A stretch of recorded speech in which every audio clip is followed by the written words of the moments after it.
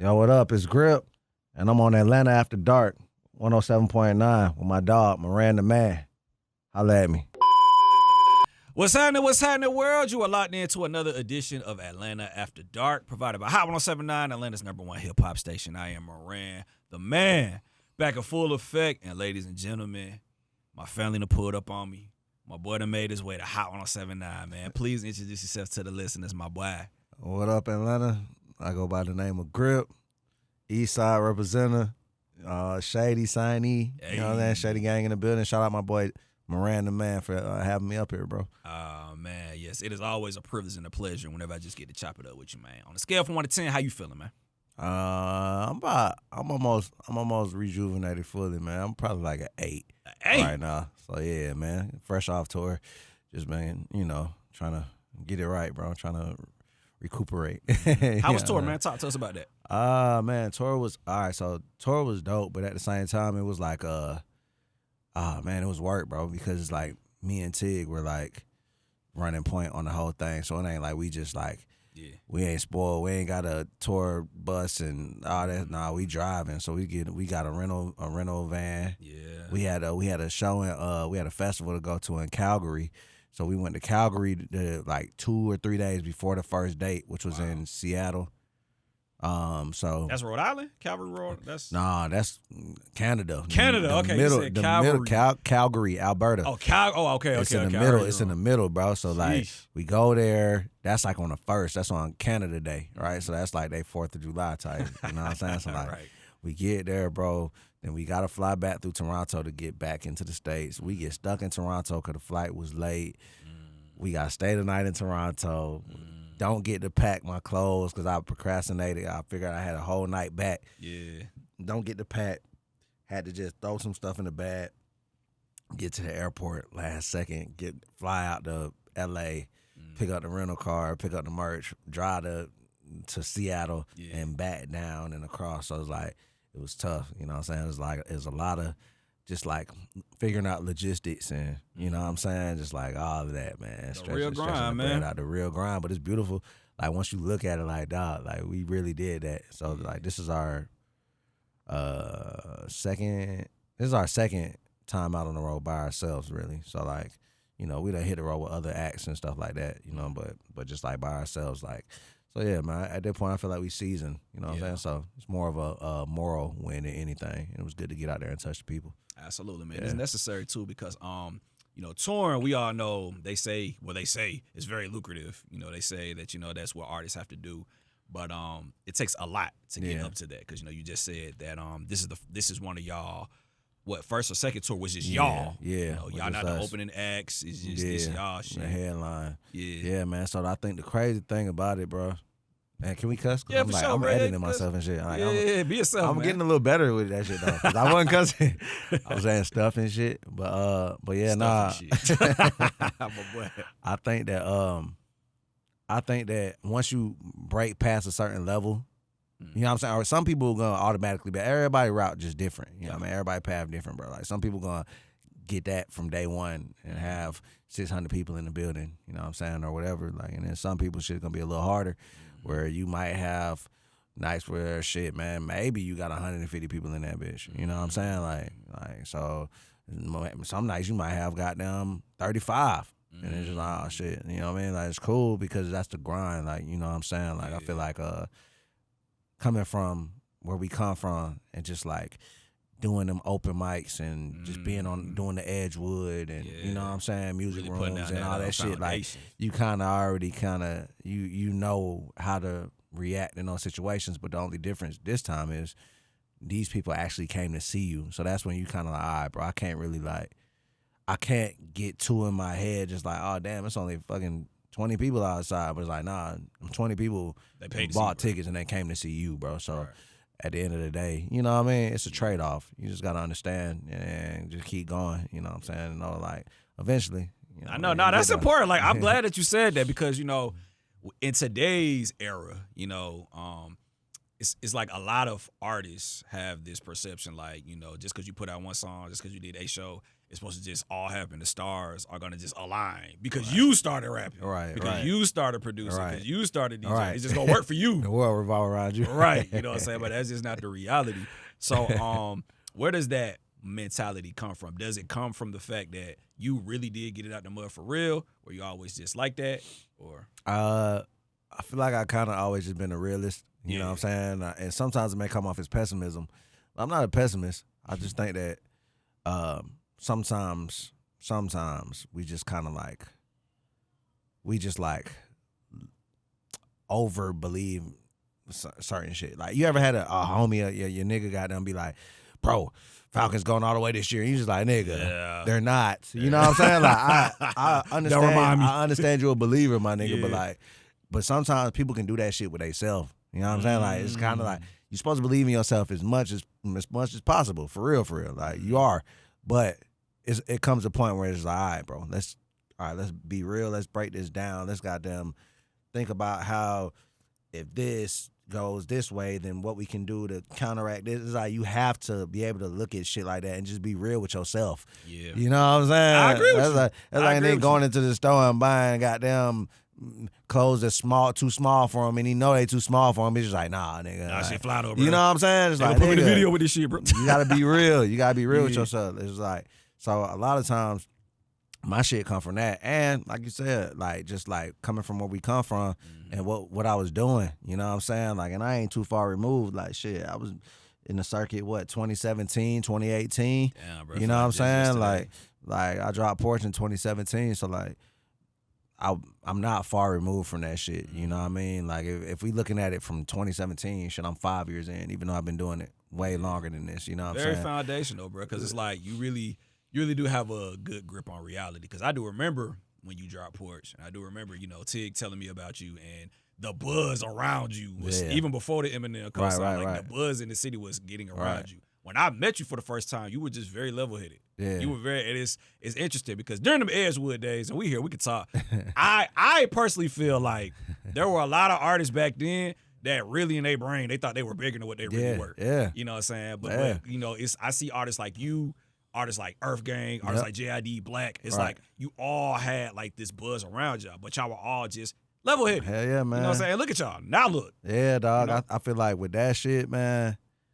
I feel like that type of shit just be like, if you got an ego back then, it's like, you always got to have an ego, but like, if you got an ego back then, and it's like, nigga, we ain't doing it. We literally doing free shows at Edgewood, my nigga. I mean, it's shit cool. We get shot when we go outside, nigga. Like, what's the ego for? You know what I'm saying? But nah, I feel like if you had an ego back then it's like, I really don't know what you was doing it for. You know what I'm saying? I don't think it's pure. Like, if the ego existed back then and niggas was coming into the free show just like whatever, like, it's competitive. Of course it's competitive nature, like that type of energy, but like, nah, nigga. You supposed to believe in yourself. Yeah, for sure, for sure. You have to, bro. You gotta have a certain level of realism. You have to, but at the end of the day, niggas are still supposed to be able to sit down and have a talk with you like they the homies and shit. You know what I'm saying? Like, because I mean, bro, like, I mean, like, bro, I'm just a regular nigga. You know what I'm saying? I can just rap good.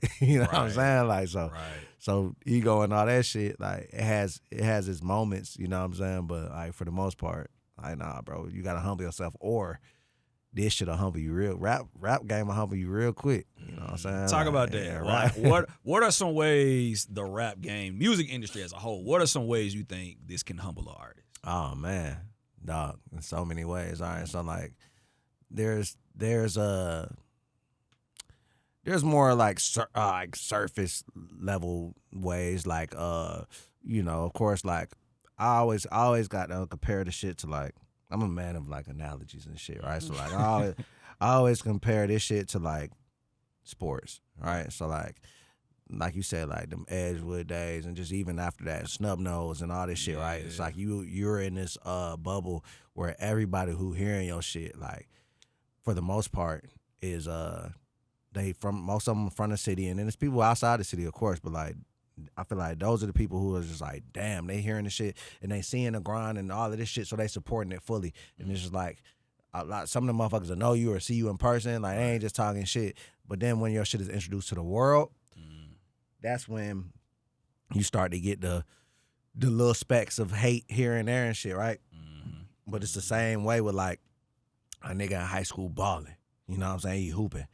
Right. You know what I'm saying? Then he get to college and it's like, damn, oh bro. shit, nigga, like it's niggas who boo, nigga, you trash, you can't go left, nigga, you can only go right. But did that. This nigga can't shoot, he ain't this. So then you start to catch that and it's like, okay, all right, well, and then that's when you kind of got to realize it's always gonna be, if it's gonna be love, it's gonna be hate. It's balance, right? So like, and it's always gonna be less hate than it is love. You know what I'm saying? Of course it is. You know what I mean? So you kind of just gotta take it, the hate, and just use it as like, well, at least motherfuckers is talking about me, whatever. You know, at least they took time out of their day to goddamn say, comment something negative or listen to the shit. Like, all right, thanks for the view. Like, you ain't fuck with that shit, cool. Like, put some homies on it who ain't gonna fuck with it too. Like, whatever. It still worked out. You know what I'm saying? Like, however it goes. So I feel like that's one way to humble you, but then it's other ways that it'll humble you where it's just like, I feel like a lot of times, like with me, for instance, like signing a Shady and shit. Like I had my reasons for signing a Shady. Of course, like Eminem is just like, bro, he one of my goats, dog. Like, you know what I'm saying?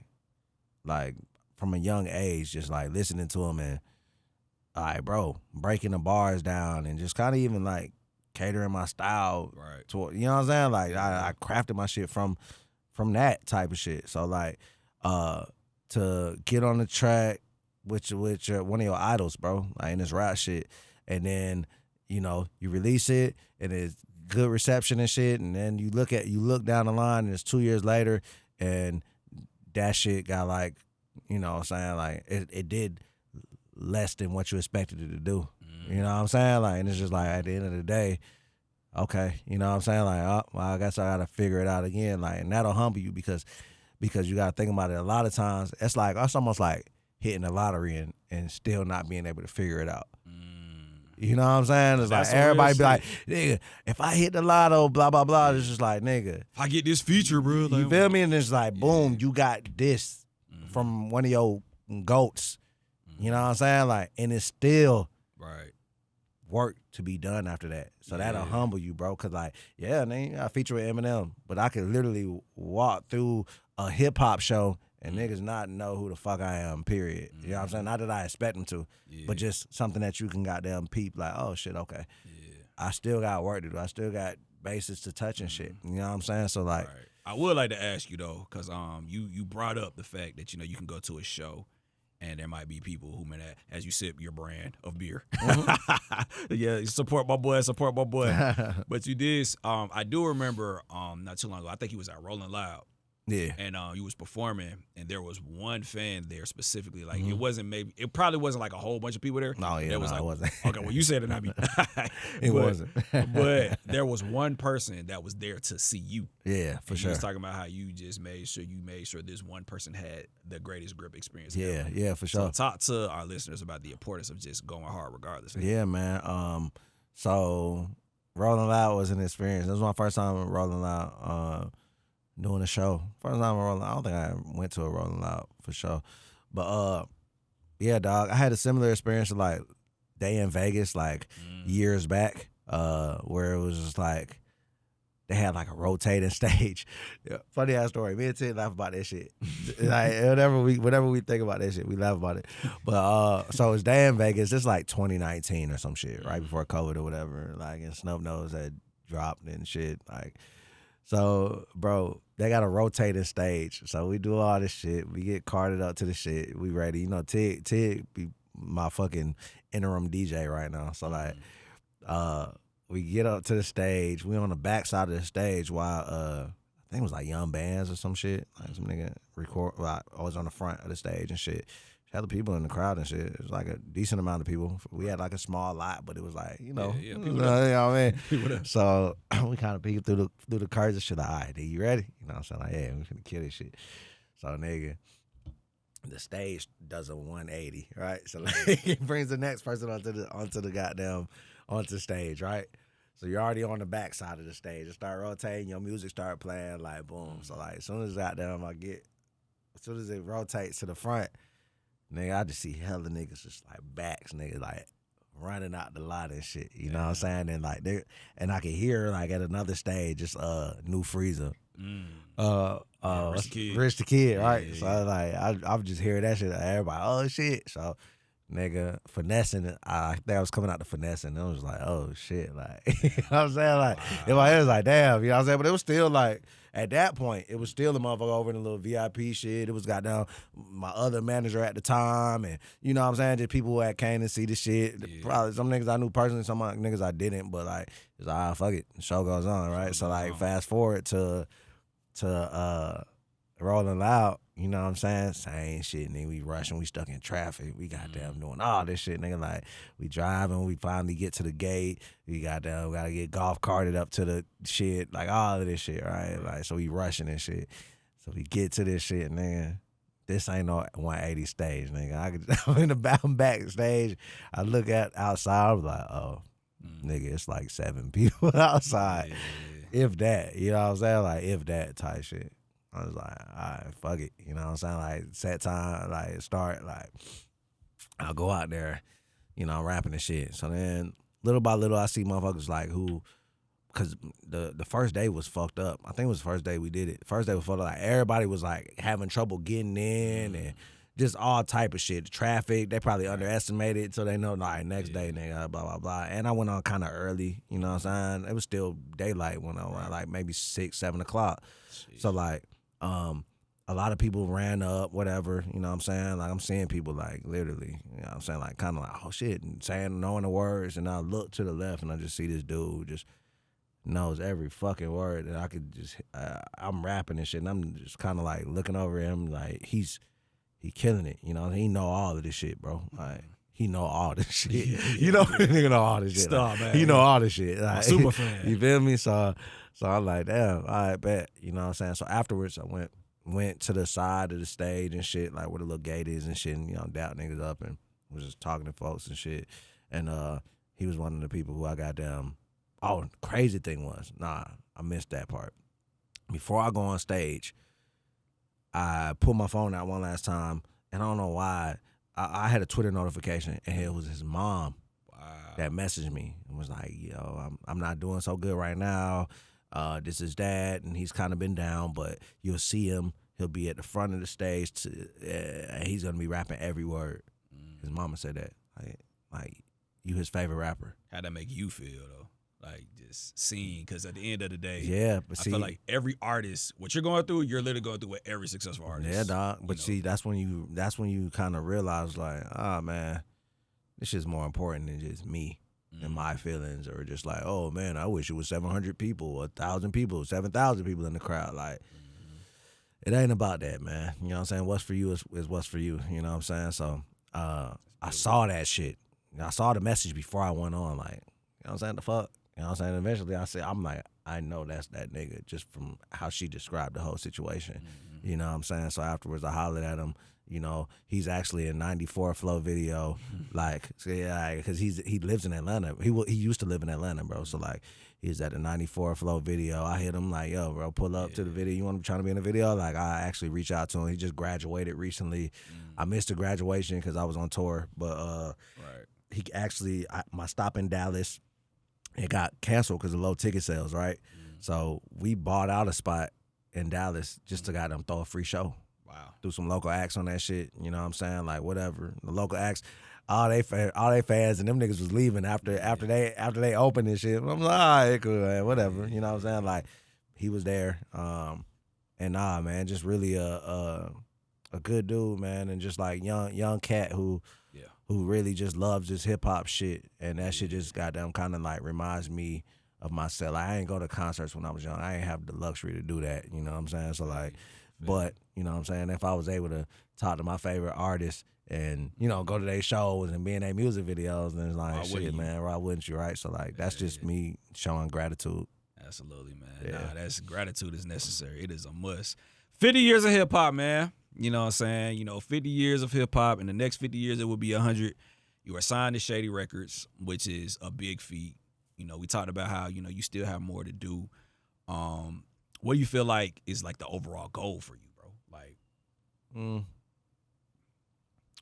I think I have two different goals. I feel like different facets of shit. Like, in life, of course, it would be to you know, like leave the fam with something. Yeah. But really, my shit is like, I want to see that shit.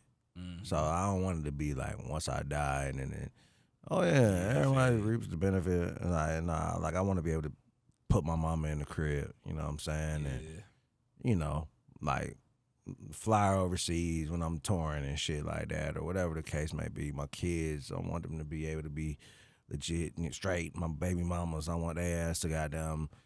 You know, I just want everything to be straight, bro. Like that's like my goal for this life shit. You know what I'm saying? Like that's just because at the end of the day, they say money can't buy happiness, but I don't know. I don't really believe that shit, bro. Like because I've seen money just like my whole family. You know what I'm saying? I've just seen it just like, you know, just struggling is just. Struggling sucks. Struggling sucks, bro. And it's not a happy thing, bro. And I don't feel like, you know, you could just truly be happy because it's just one of the things that's always in the back of your mind when you're struggling. Yep. Maybe you get rich and that changes, but I don't see how it could possibly change. Or niggas say, oh, man, I was better off broke. And I know, nigga. Nah, nigga. You know them days. You know them days. Yeah. When it rained, nigga. You're just like, why is it raining right now, bro? Like, you know, so like that. You know what I'm saying? Like, that's the goal for the life shit, man, for this music shit. I don't know, man. I feel like just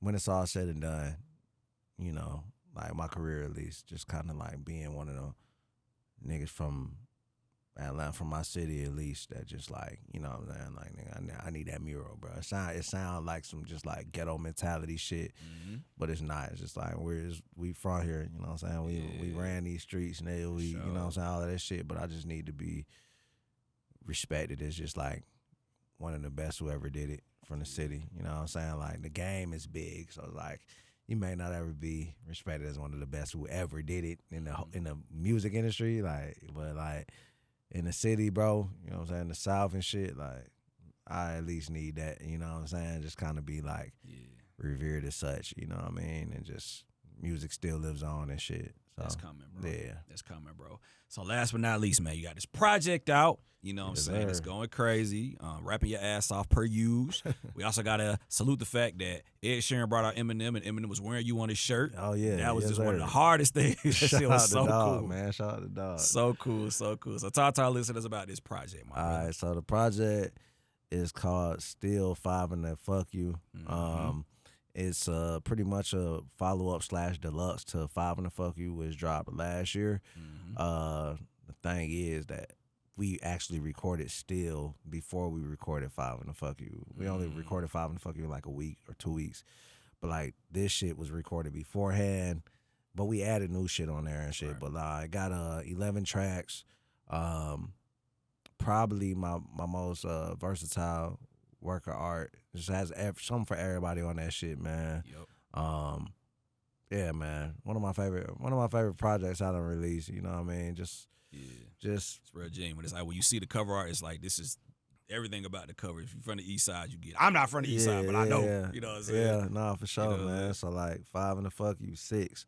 So East Side stand up. You know what I'm saying? Like that's what it is, bro. So it's still that. Like I'm still that. I feel like with IDFT, I died for this. I feel like a lot of people who were just getting onto it or who've been on. If you listen to Snug Nose, you kind of saw IDFT coming, but like if you were new to it, it might have went over niggas' heads, and then it's like, damn, this is just very musical, and this nigga trying shit, experimenting.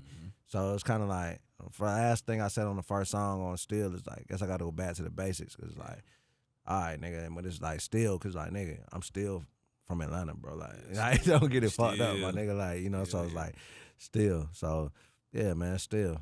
Yeah, man. Beautiful stuff. Beautiful project, man. So, in closing, man, you know, same vibe, man. You know, one thing that I really like about this relationship that we got is like I feel like we've both encountered each other's on the way up. You know what I'm saying? And you know, we got to keep this going. So, you know, same vibe, bro. Just leave off with just positive words of affirmation, man. Talk to the people, Grip. All right, man. So these positive words of affirmation, man, it's gonna be towards my up and coming artists. All right. So, up and coming artists. It's gonna be sunny days. It's gonna be rainy days. All of that shit, man. But you gotta take the good with the bad. You know what I'm saying? You gotta take the shit with the sweet shit. You know what I'm saying? So, just keep going, man.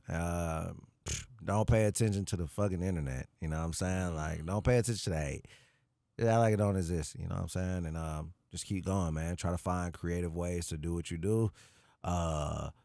Always record your content. Seeing is believing. Seeing is the new, bro. Like, it's everything now. So, like, record your content.